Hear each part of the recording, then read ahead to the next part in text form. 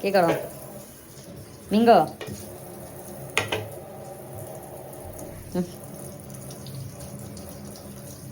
এটা নিয়ে সন্ধ্যার টিফিন। কম দামে আম পাই মনে হচ্ছে, খালি আম দিলে দিলে আম আম দিয়ে কি জুস বানাই বানি?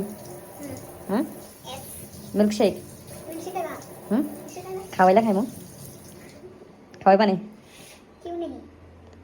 বানাও তাহলে।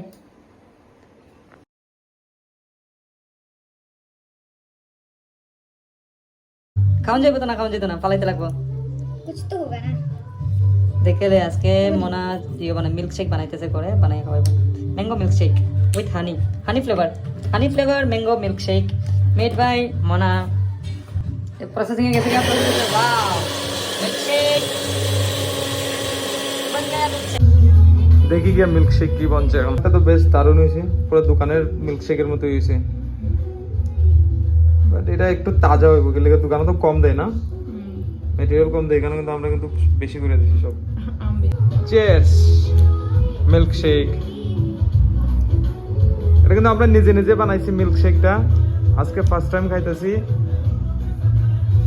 এই মনা বানাইছে, তো আমরা ভাবছি এটা একটা দোকান দেবো ভবিষ্যতে। নার্সিং করে গেছি।